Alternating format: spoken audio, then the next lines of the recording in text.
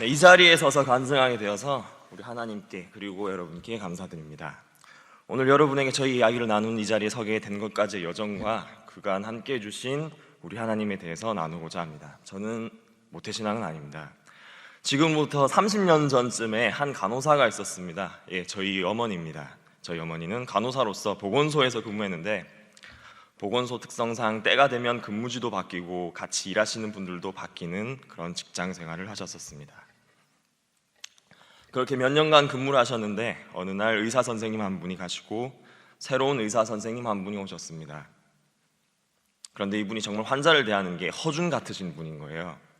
시골 보건소에 오신 환자분들이 얼마나 꾀재재한가요?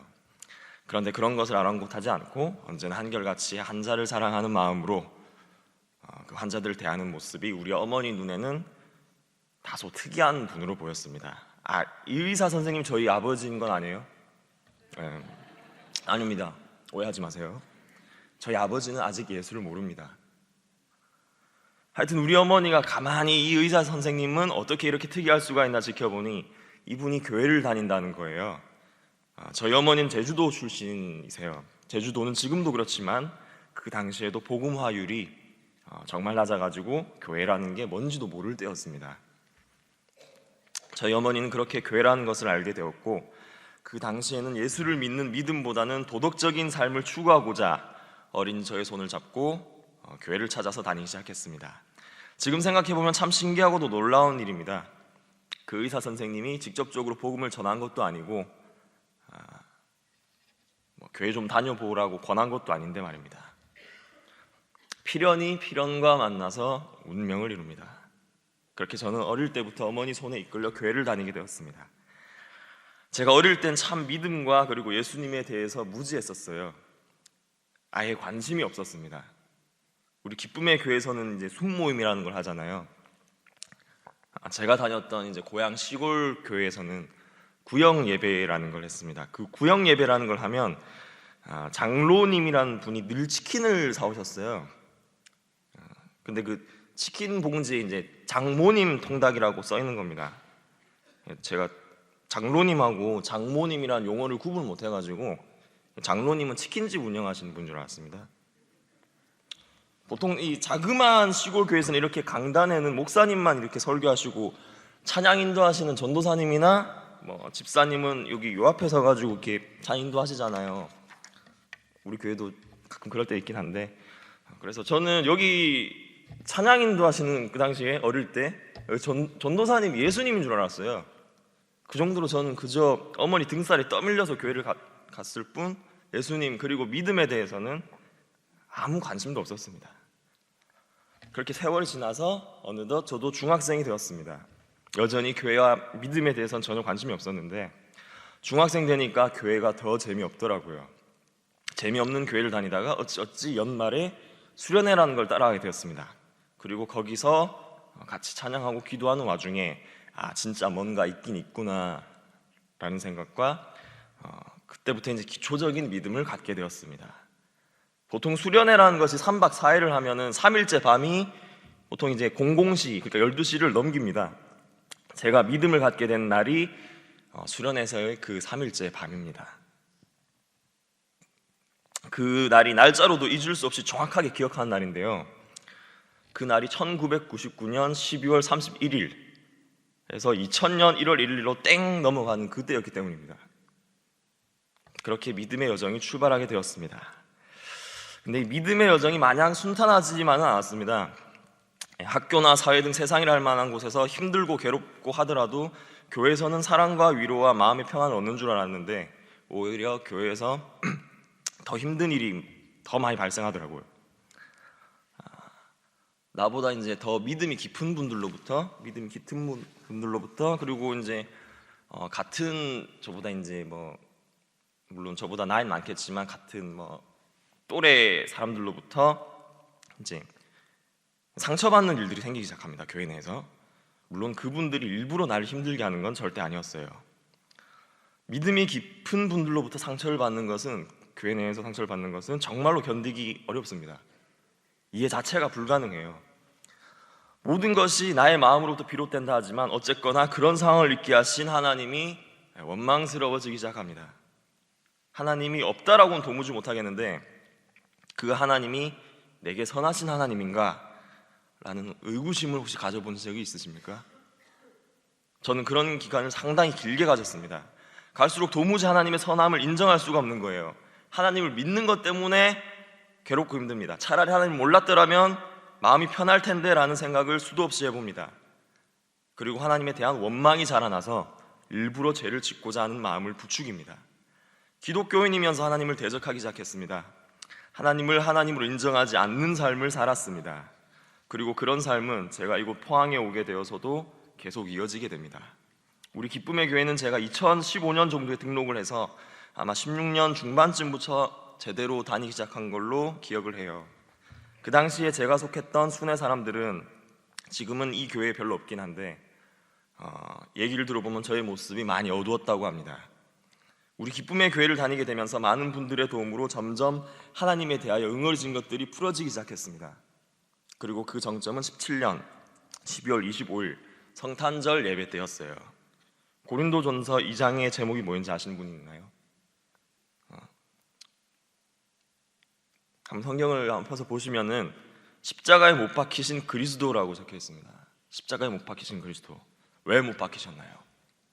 나와 하나님과의 관계 회복을 위해서, 나와 하나님과의 관계 회복을 위해서 십자가에 못 박히기 위해 예수님께서 이 땅에 오셨다라는 거예요. 성탄절 예배 때 펑펑 울었습니다. 그리고 하나님을 만나고 싶은 마음에 성탄 예배 끝나자마자 우리 교회 복지관 4층 기도실로 향했습니다. 근데 기도실 입구에서 담임 목사님과 딱 마주친 겁니다. 인생 최대의 실수. 여러분 또 한 번 말씀드릴게요. 필연이 필연과 만나서 운명을 이룹니다. 작년 초에 청년 하람 겨울 수련회를 우리 교회 비전홀에서 했습니다. 올해도 했었는데요. 작년에는 담임 목사님께서 주 강사를 하셨었어요. 수련회에서 강의하시는 중에 기도실에서 마주친 저를 기억하시더라고요. 그리고 강의 중에 대놓고 저한테 새벽 기도 오라고 하시는 거예요. 그래서 제가 우리 교회 새벽 기도 나오게 되었습니다. 지금도 누가 저한테 새벽 기도 왜 나가냐라고 물어본다면 제 답변은 지극히 단순합니다. 담임 목사님이 오라고 하셔서. 뭐 새벽 기도에 은혜 있고 말씀이 좋고 어쩌고 그런 건 이유 다 필요 없고 지극히 단순하게 담임 목사님이 오라고 해서 그냥 새벽 기도 나옵니다. 처음엔 되게 힘들었어요. 제가 부대 근처에 있는 독신자 군인 아파트가 있는데 거기서 사는데 거기서 이곳 교회까지 오는 데는 대략 차로 30분에서 40분 정도 걸립니다. 그래도 그냥 새벽에 눈 떠지면 몸을 일으켜서 교회로 왔습니다. 되게 하루하루가 피곤하더라고요. 한 6개월쯤 새벽 기도 나오니까 놀라운 일이 일어났습니다. 새벽 기도 간 날도 피곤하고 안 간 날도 피곤해요. 에라이 이럴 바에 그냥 가자, 그냥 계속 가자 싶어서 그냥 지금도 새벽에 눈 떠지면 이렇게 새벽 기도 나오게 되었습니다. 솔직히 눈 못 떠서 못 나오는 날도 많아요. 그래도 눈 떠지면 몸을 일으켜서 이 자리에 나오고 주님께서 새 힘을 주실 것을 늘 믿으며 나옵니다. 성경에 새 힘이라는 단어가 딱 한 번 나옵니다. 이사야 40장 31절. 오직 여호와를 앙망하는 자는 새 힘을 얻으리니 독수리가 날개 치면 올라감 같을 것이요 다른 박질하여도 곤비하지 아니하겠고 걸어가도 피곤하지 아니하리로다. 주님, 오늘도 우리 하나님을 앙망하여 이 새벽에 나온 우리 모두에게 새 힘을 넉넉히 주시옵소서. 제가 새벽 기도 나오는 걸 대단하게 생각하시는 분들이 계세요. 네, 감사드립니다. 좋게 봐주셔서 감사해요. 근데 새벽 기도 나오는 거 이거 대단한 일이 아닙니다. 이게 기본이고 이게 스탠다드고 이게 베이직입니다. 그게 무슨 대단한 일인가요? 원래 해야 하는 걸 시작했을 뿐인 건데.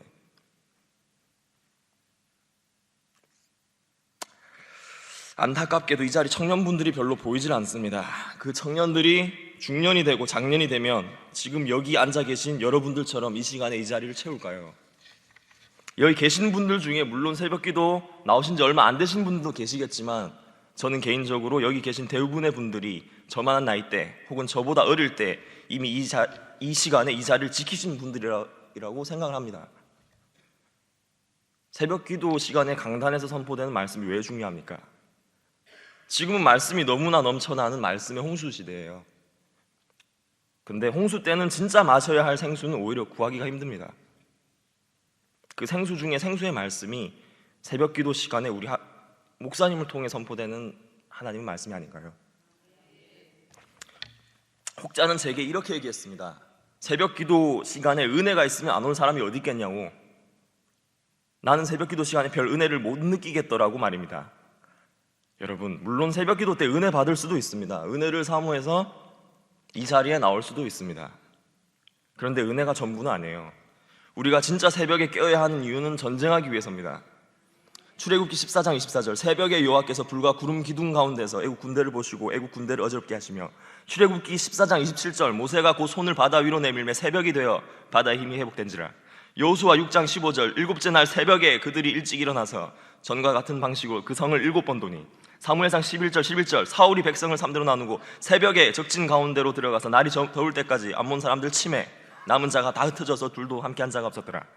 사무엘상 30장 17절, 다윗이 새벽부터 이튿날 저물 때까지 그들 치매, 낙타를 타고 도망한 소년 400명 외에는 피한 사람이 없었더라. 시편 46장 5절, 하나님이 그 성 중에 계심에 성이 흔들리지 아니할 것이라. 새벽에 하나님이 도우시리로다. 전쟁은 혼자 하는 게 아닙니다. 전투는 혼자 할 수 있지만 전쟁은 혼자 할 수가 없습니다. 물론 성경에는 하나님께서 소수의 인원들로 승리하게 하신 경우가 많이 있습니다. 하지만 중요한 건 말이죠, 전투에는 아무리 승리하더라도 전쟁에서 패하면 그냥 그걸로 끝입니다. 전투가 아니라 전쟁을 하기 위해서 청년 군대가 필요하다는 담임 목사님의 절규에도 소집에 응하는 그리스도의 청년 군사가 없습니다. 군사, 곧 군인이 무엇입니까? 가라면 가고, 오라면 오고, 하라면 하고, 움직이라면 움직이고, 죽으라면 죽는 것이 군인입니다. 그런데 그런 그리스도의 군사가 아직은 몇 명 없습니다. 슬픈 일입니다. 개인적으로 정말 좋아하는 말씀이 있습니다. 이 하나님은 영원히 우리 하나님이시니 그가 우리를 죽을 때까지 인도하시리로다. 시편 48편 14절. 지금 여기 청년 여러분들 계신가요? 만 계시더라도 저의 드리고 싶은 말씀을 들어주십시오. 사랑하는 청년들이여, 정말로 새벽 이슬 같은 청년이 되길 바랍니다. 이 새벽 기도는 무슨 대단한 선택사항이 아닙니다. 이게 기본이고, 이게 스탠다드고, 이게 베이직인 거예요. 그래요, 청년 여러분, 각자의 인생의 걱정과 인생의 바쁨으로 이 자리에 나오기 힘들고, 이 자리에 나오는 것이 어렵고 용기와 결단이 필요하다는 거 압니다. 하지만 말이죠, 새벽에 함께 하시는 하나님과, 그리고 인생 중에 이걸 선택해야 한다면 인생을 포기해서라도 새벽에 함께 하시는 하나님을 체험하는 게 훨씬 낫습니다. 이 하나님은 영원히 우리 하나님이실까요? 이 하나님은 영원히 우리 하나님이시니 그가 우리를 죽을 때까지 인도하시니까요.